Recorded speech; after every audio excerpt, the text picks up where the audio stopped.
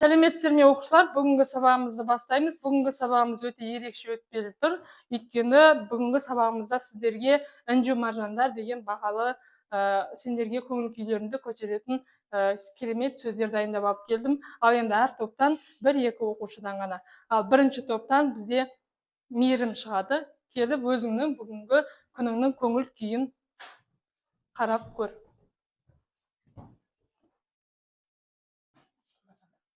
Бүгінгі білім сенің болашағың, оны жарқын ет. Жақсы, бүгінгі саған арналған сөз осы екен. Енді келесі бізде екінші топтан шығады Айзере. Қайсы? Келіңдер.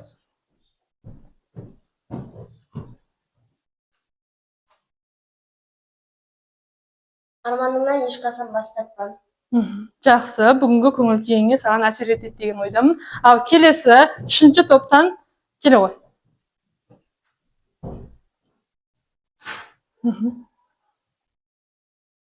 Сеніммен таландағы жетістік жеткізді. Жақсы, бүгінгі сабаққа саған кел, Дана.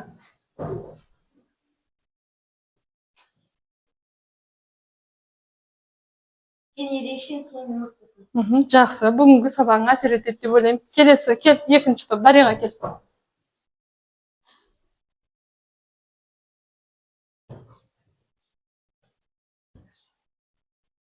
Қайтадан басып көр. Жеңістерінің көп жолын ашық болсын. Жақсы, отыра ғой. Келесі, Ерасыл кел. Ерасыл кел, бұл жылым.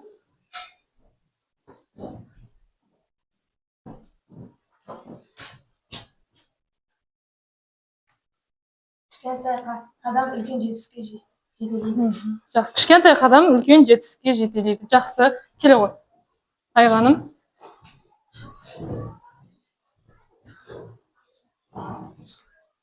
Әр сәтің қуанышқа толы болсын. Жақсы, әр сәтің қуанышқа толы болсын. Келе ғой. Аяулым кел.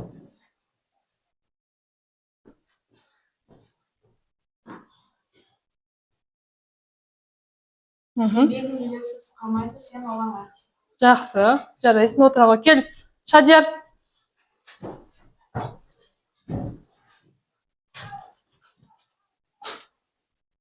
Бүгінгі талпыныс серуенге табыс. Жақсы, бүгінгі сабаққа саған әсер етеді деп ойлаймын. Келе ғой. Хадиша.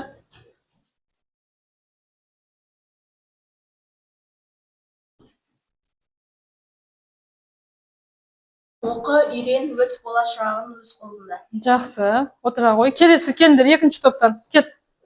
Екеуің біреуін келіңдер, аха.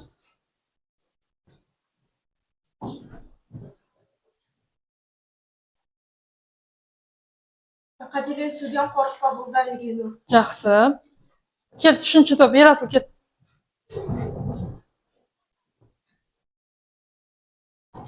Саған соңғы ұяшық қалыпты. Ал әр күнің жаңа мүмкіндіктерге толы болсын. жақсы, отыра ғой. Ал бүгінгі сабағымыз осындай көңіл күймен бастап, ары қарай жалғастырамыз. Балалар, енді келесі бізде үй тапсырмасы бойынша сіздерге 10 сұрақ дайындап алып келдім. Бізде үй тапсырмасының тақырыбы жүйке жүйесінің, жануарлардың жүйке жүйесінің типтері. Енді 10 сұрақтың ішінде 2 бонус бұйырады сіздерге, қалғандары бізде сұрақ. Ал енді бірінші жасанды интеллект туралы видеоны тыңдаймыз. Оқушылар ұлттық ойларыңызды еске алып келесі тапсырманы орындайтын боламыз. Енді әр оюдың астында сіздерге сұрақтар көрсетілген. Ал бірінші топ бойынша Хадиша келе ғой.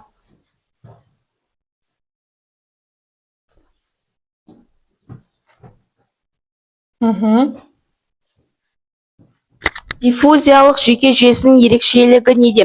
Диффузиялық жүйке жүйесі тор тәрізді болады және олар ішек қуыстыларға тән. Жақсы, келесі, келе ғой Дана.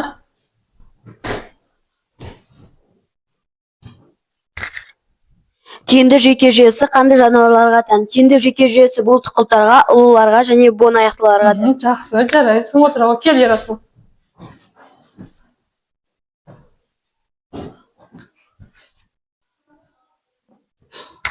Ал бүгінгі сабаққа сізге бір бонус, 1 балл берілді. Ал келесі, кел, Дариға.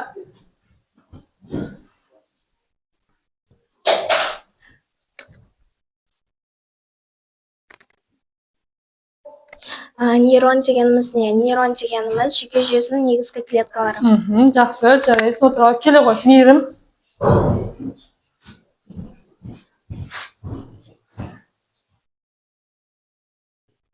Сізге бүгінгі сабаққа 1 бонус берілді, 1 балл.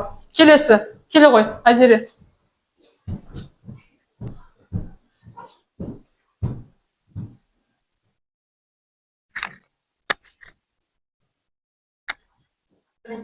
Жүйке жүйесінің типтері. Жүйке жүйесінің типтері нейрон түйінді жүйке жүйесі, диффузды жүйке жүйесі, сатылы жүйке жүйесі. Жақсы, отыра ғой, келесі. Кел, Гауһар.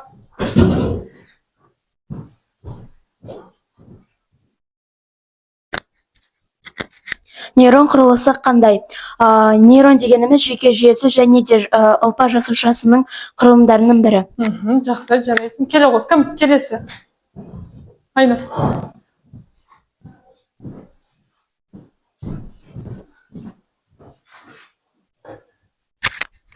Түйінді жүйке жүйесі қандай құрттарға тән? Түйінді жүйке жүйесі бұлтты құрттарға, шұбалшығынға, ұлуларға тән. Жақсы, отыра ғой, келесі, кел.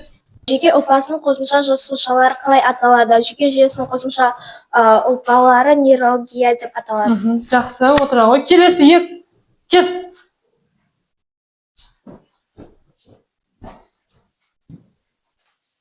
Орналасу бойынша жүйке жүйесінің қалай бөлінеді? Орналасу бойынша ми және жұлын. Келесі. Келдер, 2 сұрақ қалды, жылдам жауап береміз. Кел.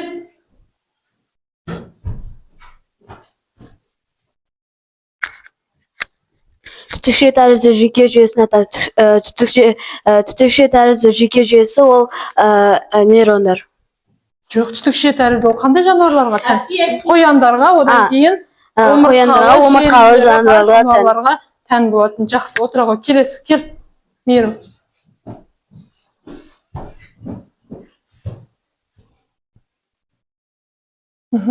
Бағды жүйке жүйесін.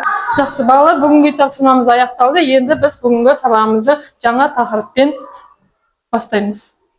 Балалар, енді үй тапсырмасын аяқтадық. Енді бүгінгі сабаққа байланысты топқа бөлініп алайық. Сіздерге топқа бөліну үшін роботтарды пайдаланасыздар. Осы роботтардың артында сіздерге әр топтың аты жазылған. Ал, бастаймыз. 2-ші топ. 3-ші топ.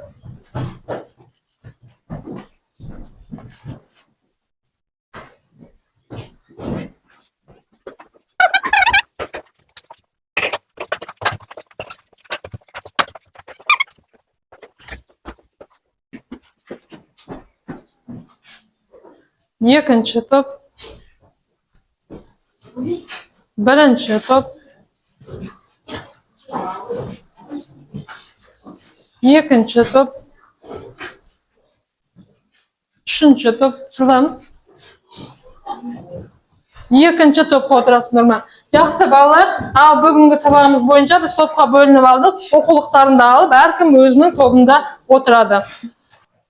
Жақсы, балалар, енді бүгінгі сабағымызға байланысты біз топқа бөлініп алдық. Енді бүгінгі біздің сабақтың тақырыбы жүйке жүйесінің құрам бөліктері, жүйке жүйесінің қызметі. Енді бүгінгі тақырыпты біз байланыстырамыз. Жүйке жүйесі адам денесінің цифрлық желісі деп байланыстырамыз. Бүгінгі біздің сабағымызға байланысты біздің сабағымыздың оқу мақсаты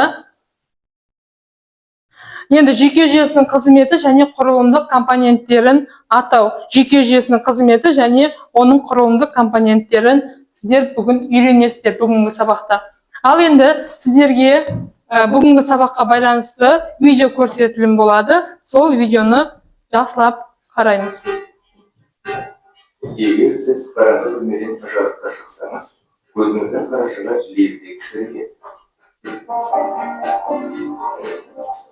Ал егер ыстық затты ұстап қалсаңыз, 1 секундқа жетпей қолыңызды тартып аласыз. Жүйке жүйесі қарапайым рефлекстен бастап күрделі ойларға дейінгі деңгейдегі барлық процестер мен іс-әрекеттерді реттейді.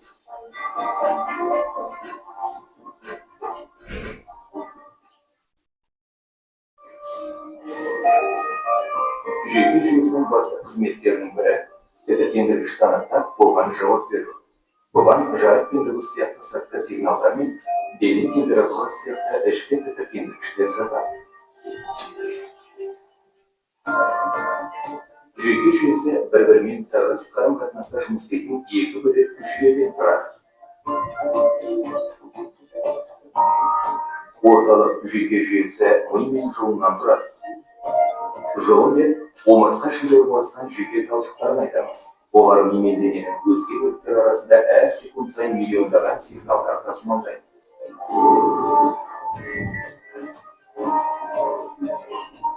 Мидың және жұлыннан тарайтын барлық жүйкелер перифериялық жүйке жүйесін құрайды.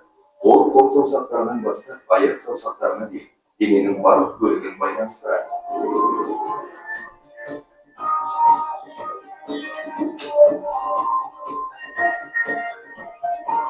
Перифериялық жүйке жүйесінің өзі әртүрлі екі жүйеден құралған.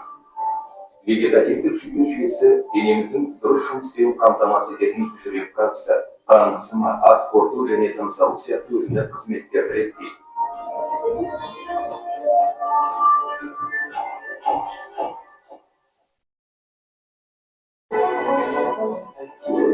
Соңғы жүйке жүйесі күрделі іс-қимыл жасауға мүмкіндік беретін барлық саналы әрекеттерді, сондай-ақ жанасу, есту және көру сияқты сезімдерді басқарады. Перифериялық жүйкелер сенсорлық рецепторлардан ақпарат алып, жауап ретінде сигналдарды кері жібереді. Басқаша айтқанда, сенсорлық нейрон жұлынға импульс жібереді. Ал жұлын болса, ол сигналдарды төмендегі қозғалтқыш нейрондарға жеткізіп, бұлшықеттің төгілуіне әсер етеді. Ал мидың нейрон жолдары әртүрлі мыңдаған жүйке жасушалардан және күрделі байланыстардың жиынынан тұрады. Олар бізді ерекшелендіретін ойлар, эмоциялар және мінез-құлықты қалыптастырады.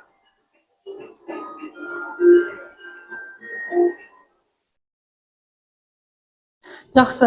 Балалар, енді бүгінгі сабағымызда біз жүйке жүйесінің құрам бөліктері туралы сіздерге видеоролик көрсетілді. Сонымен жүйке жүйесі бізде қаншаға бөлінеді екен?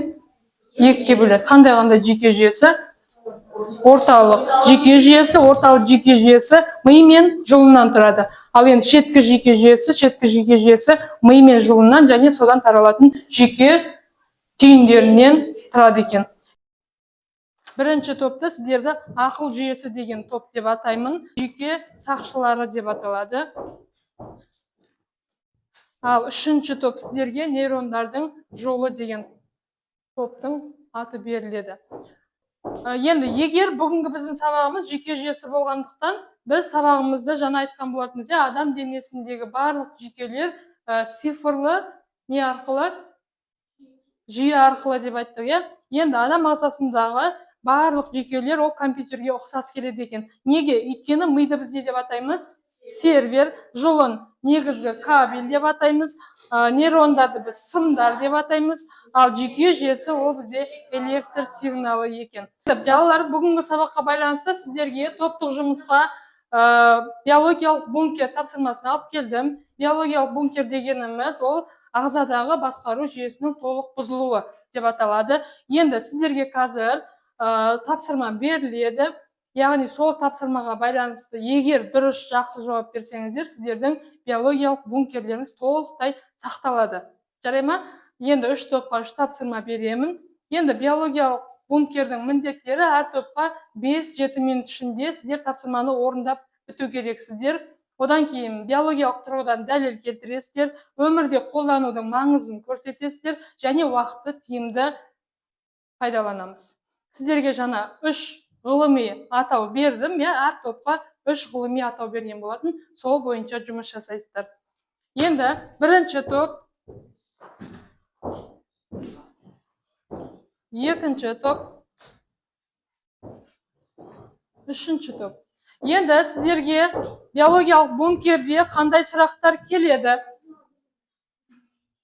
Енді сіздерге бірінші қандай сұрақ келді? Функционалды сауаттылық тапсырмасы келді. Енді оқимыз. 2040 жылы адамзат нейрон нет деп аталатын жасанды сигнал күшейткіш ойлап тапты. ол жүйке жүйесінің жұмысын жетілдіруі тиіс еді, бірақ бір күні ол не істеді? Жүйеде ақаулық пайда болып, жұмыс жасамай қалды. Енді апокалипсис басталды, яғни жер шарында не басталады? Барлық белгілер бірдей бола бастайды екен. Қараңдар, көз көріп тұр, бірақ ми не істейді? Ми ақпаратты өңдемейді. Қол бар, бірақ олар қозғалу бұйрығы жетпейді. Қолымыз бар, бірақ ол не істейді? Қозғалмайды. Аяқ сау, бірақ рефлекс жоғалған. Жаңа біз видеодан көрген болатынбыз, рефлексті. Енді сөйлеу бар, бірақ сөздердің барлығы шатасып шығады. Енді себебі жүйке импульстарының нейрондар арасында не істеді? Өтпей қалды. Яғни не бұзылды бізде? Жүйке жүйесі бұзылды. Енді ғылыми себеп нейрондардың синапстары зақымданады екен. Ми мен мүшелер арасында не істейді? Байланыс үзіледі, және адамзат ағзасы интернетті өшкен компьютерге айналады. Енді өздерің бір күндеріңді алыңдар, сендерде мысалы қолдарында ұялы телефондарың болмай қалса не істейміз? Бір барлығы тоқтап қалғандай көрінеді. Міне бізде жүйке жүйесі де дәл сондай екен. Егер бір жүйкемізге кері әсер ететін болса, онда біздің жүйке жүйеміз зақымданады екен. Енді сендер тапсырма, сендер нейробиологсыңдар. Адамзатты құтқару үшін сендерге тапсырма берілді. Енді бірінші топтың 3 сұрағы бар. Әрқайсыларыңыз өз сұрақтарыңызға жауап бересіздер. Енді ол тапсырманы мынау көрсетілген плакатқа орындаймыз. Бірінші топ сіздерге жаңағы берілген тақырыпты тағы да бір қайталап оқимыз, жылдамдатамыз. Сіздерге уақыт тек қана 5-6-7 минут берілген, сол 7 минуттың ішінде сіздер тапсырманы орындап біту керексіздер.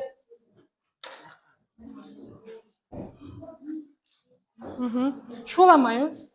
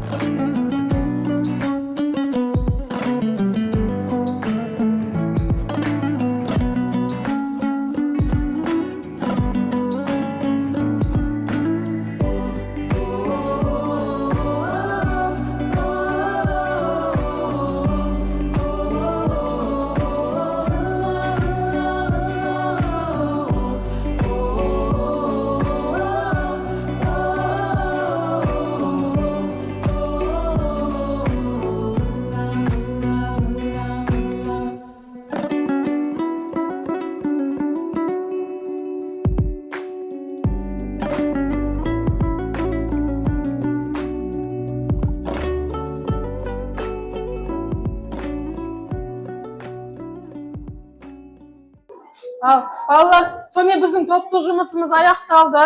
Енді сіздерге берілген әр 3 топқа берілген тапсырманы әр топтан үш оқушыдан шығып ортаға келіп қорғаймыз. Ал енді бүгінгі біздің тақырып бірінші жүйке жолдарының байланыс желісі. Ал бірінші топ келеміз. Бірінші тапсырма. Бірінші сұрақ: жүйке жолдарының негізгі қызметін ата. Жүйке жолдарының негізгі қызметтері: ақпаратты бір мүшеден екіншісіне жеткізу, мысалы теріден миға, сезімді мидан бұлшық етке қимыл жасау бұйрығын жеткізеді. Екіншісі, неліктен жүйкелерді кабельдермен салыстыруға болады? Себебі кабельдер электр тоғын өткізсе, жүйкелер жиі импульсын өткізеді. Кабель үзілсе, құрылғы істемейді, жүйке дақындаса, жүйке дұрыс істемейді. Яғни екеуінің де негізгі қызметі сигнал жеткізу.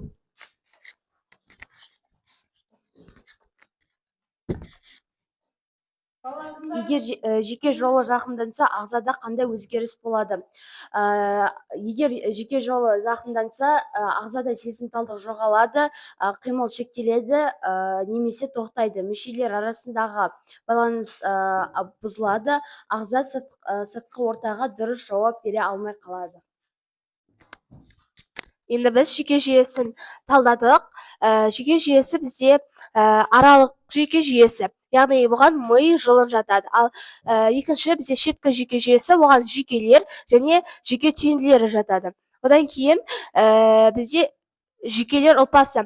Мұнда нейтрондар, серік жасушалары және серік жасушаларында талдап кеткен болатынбыз. Мұнда нейтрондар және қорғанысы қоректену жатады. Және нейтрондарды талдағанда мұнда нейтрондар үш түрге бөлінді: сезімталдық, қозғалтқыш және аралық нейтрондар болды. Сонымен қатар нейтрондарда дендриттер, аксон және аксон ұштары. Жақсы, бірінші топ бойынша тапсырмалардың аяқтары. Сіздердің биологиялық бункерлеріңіз бүгінгі сабақта сақталды. Ешқандай нестері бұзылуға жол берген жоқ. Бірінші топ жарайсыздар. Отырыңыздағы сіздердің алдыларыңызға бағалау парағы көрсетілген. Сол бағалау параққа топтық жұмыс бойынша балдарыңызды белгілейсіз. Жақсы, енді бізде келесі екінші топты шақырамыз. Келіңдер, екінші топ. Бастаймыз, жылдамдатамыз, уақыт тиімін пайдаланамыз. Нейронның қай бөлігі істемей қалды? Нейронның аксон және синапс бөлігі істемей қалды. Себебі аксонның істемеу себебі ол алысқа жеткізілетін бөлік болды. Ал синапстың істемей қалған себебі ол нейтрондар арасындағы байланысқа бойынша. Келесі. Импульс неге өтпей жатыр? Импульс неге өтпей жатыр? Себебі нейтрон зақымданғаннан кейін және оның құрылысы бұзылғандықтан ол істемей қалды. Нәтижесінде ол тоқтап қалады. Жақсы, келесі сұрақ бізде қандай? Қандай бөлім? Ми, жұлын, шеткі жүйек зақымданды? Ми бұл ес бұзылғандықтан зақымданды, ал жұлын ол қимыл жағдайында зақымданды, ал шеткі жүйе ол қол-аяқ оның жансызданғанынан зақымданды. Жақсы, жарайсыңдар. Екінші топта өздерінің биологиялық бункерлерін сақтап қалды, яғни ешқандай кемшілік жоқ. Жақсы, отырыңдар. Енді келесі бізде үшінші топтың жұмысын көрейік. Мидың дұрыс жұмыс жасамау, бірақ дененің барлық жері жасап тұрғанын көреміз. Үшінші суретте адамның жеке жүйелері ауырып жатыр.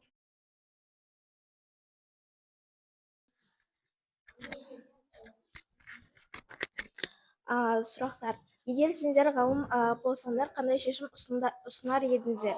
Рефлекстің ағза үшін маңыздылығын түсіндіріңдер. Миды басқару орталығы деп атаудың себебін түсіндір. Сұрақтарға жауап: жүйкені қалпына келтіретін ем жасау. Екіншісі, жасанды нейрон немесе биокабель ойлап табу. Дұрыстап ойлану. Жақсы. Рефлекс ағзаның жылдам қорғаныш реакциясы. Тоғызыншы сұрақ. Ми барлық жүйенің жұмыс жасауын реттейді. Рефлексті қалпына келтіру және де мақсат жүйке жүйесін қорғау және қалпына келтіру. Жақсы, бізде үшінші топта өздерінің биологиялық бункерлерін сақтап қалды. Яғни барлық сұрақтарға жауап берді. Яғни адамзатты құтқару үшін бұлар барлық сұрақтарға жауап берді. Жақсы, жарайсыңдар, отырыңдар. Ал балалар, енді бізде бірінші топтық жұмыс аяқталды. Енді сіздерге бүгін топтық жұмыс болғаннан кейін сіздерге екінші топтық жұмысты алып келдім. Екінші топтық жұмыста функционал сауаттылыққа негізделген тапсырмалар беріледі. Әр топтың өзінің тақырыбы бар. Жүйке жүйесі, ағзаның басқару және байланыс жүйесі. Енді сіздерге бірінші топқа жағдаят берілген. Одан кейін екінші топ сіздерге де әр топқа берілген жағдаятты тапсырмаларыңыз бар. Жаңа плакатты бердім, сол плакаттың артына жылдам орындаймыз. Енді бірінші топ сіздерге қандай функционал сауаттылыққа негізделген тапсырма келді? Енді бірінші топ сіздерде күнделікті өмірдегі жүйке жүйесі, яғни бүгінгі сабақты сіздер өмірмен байланыстырып, мына жердегі тұрған сұрақтарға жауап бересіздер. Одан кейін дискриптор, сызба немесе өздеріңіздің еріктеріңізде сызба, кесте, әртүрлі ғып жасап тапсырманы орындауға болады. Екінші топ сіздерге нейронның ақпарат тасымалдаушысы деген тақырып түсті. Ал үшінші топ сіздерге орталық және шеткі жүйке жүйесі туралы. Біз жаңа айтқан болатынбыз, жүйке жүйесі екі топқа бөлінеді. Біріншісі орталық жүйке жүйесі, екіншісі қандай еді? Шеткі жүйке жүйесі болатын. Ал енді сол тапсырмаларды жылдам орындаймыз.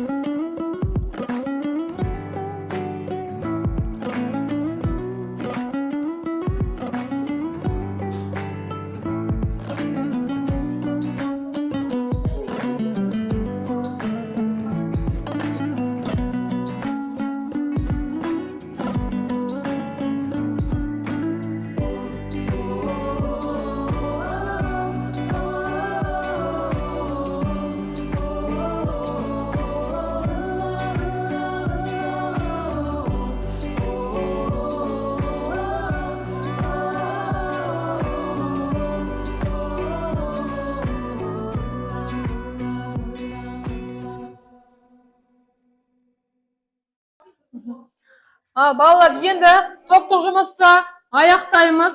Уақыт аяқталды, 3 минут берілген болатын сіздерге. Енді бірінші топ дайын екен, ал бірінші топтың функционал сауаттылыққа негізделген жағдаятты сұрақтарына жауаптарын көрейік. Келіңдер. Бірінші топ, жылдам.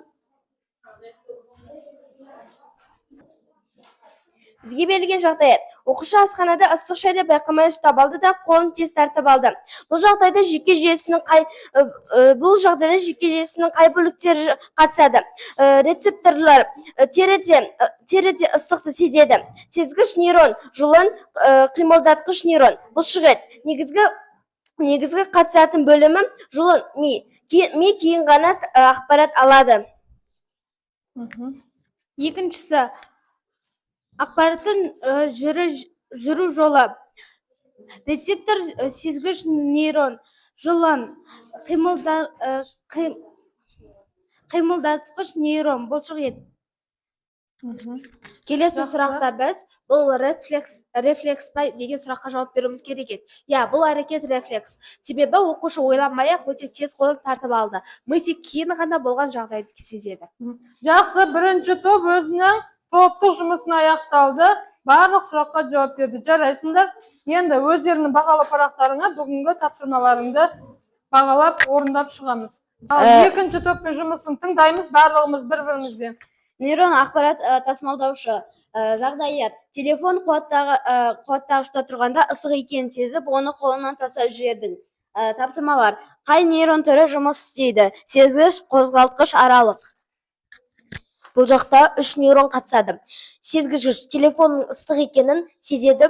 Аралық ол жұлын арқылы өңдеп, соны жуып шығарады. Сосын қозғалтқыш ол жұлқын бұлшық етке серпінділік қосады. Екінші, суретке сүйеніп нейрон бөліктерінің қызметін түсіндіріңдер. Дендрит, аксон, жасуша денесі. Дендрит дегеніміз нейрондардан келген ақпаратты қабылдайды. Сосын жас денесі ақпараттарды өңдейді, әрі қарай жібереді.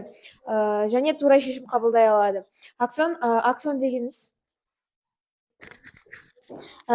егер аксон зақымданса не болады деп ойлайсың? Себебі аксон жүйке импульсын өткізеді. Негізгі жол себебі салдары импульс бұл бұлшық етке жетпейді. Нәтижесінде ағза өзі қауіпімен қорғай алмайды. Жақсы, екінші топ өзінің жұмысын аяқтап бітірді. Жақсы, бағалаймыз. Алдымызда тұрған бағалы парағына әркім өзінің балын қойып шығады. Яғни ол жерде 3 балдан қойып шығасыздар. Келесі, ал енді үшінші топтың жұмысын қараймыз. Бір-бірімізді сыйлаймыз, тыңдаймыз. Ал үшінші топтың жұмысын көрейік. Үшінші топ орталық және шекті жүйе жүйкесі. Жағдайы. Футбол ойнап жүргенде оқушы допты көріп жүгіріп барып тепті. Тапсырмалар. Біріншісі, бұл әрекетте ми жұлыны жүйкелер қалай қатысады? Екіншісі, қайсы шешім қабылдайды, қайсы орындаушы? Үшіншісі, егер жұлын зақымдалса қандай қиындықтар болуы мүмкін? Ал енді осы сұрақтарға жауап береміз, иә? Ал бастаймыз, қыздар, жылдамдатыңдар. Бірінші сұрақтың жауабы ми дегеніміз ми оқушы допты көреді, жағдайды бақылайды. Жүгіріп барып тебу туралы шешім қабылдайды. Жұлын мидан келген бұйрықты аяқ бұлшық еттеріне жеткізіп, өткізгіш жол қызметтерін атқарады. Екінші сұрақ. Екінші сұрақ. Шешім мида қабылдайды. Орындаушы жұлын мен жүйке жүйелер. Үшінші сұрақтың жауабы аяқ қолдың қимылына әлсірейді немесе тоқтайды. Мидан шыққан буын бұйрық бұлшық етке жетпейді.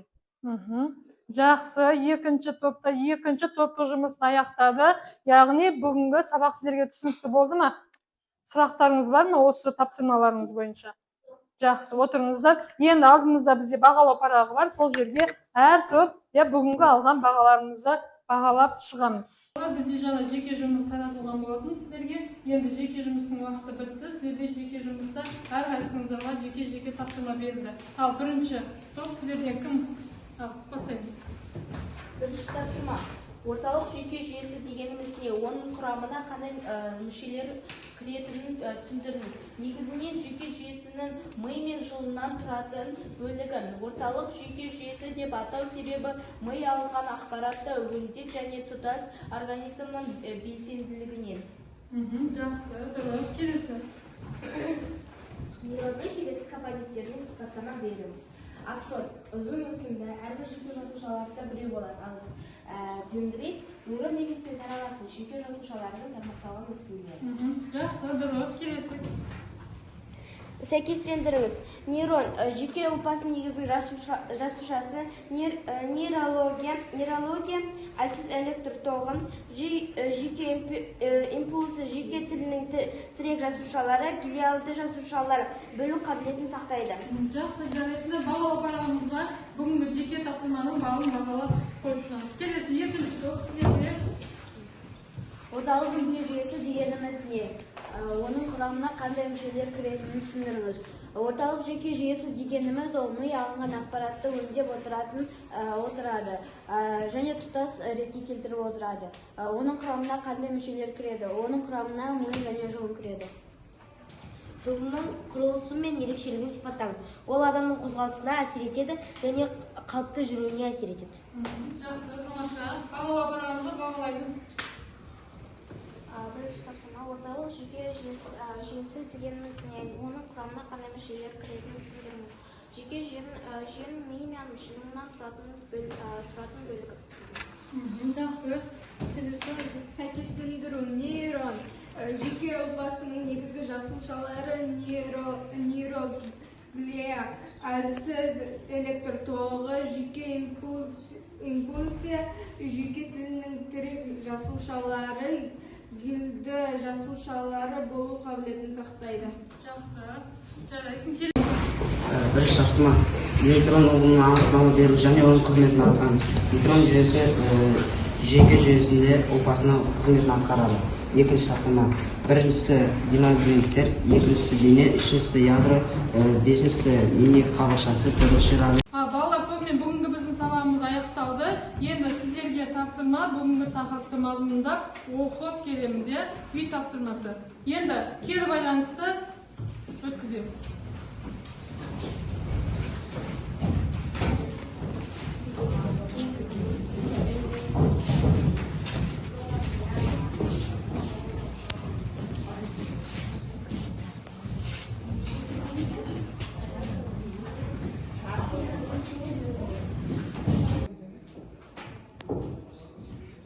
Балалар, бүгінгі сабағымыз аяқталды. Сау болыңыздар.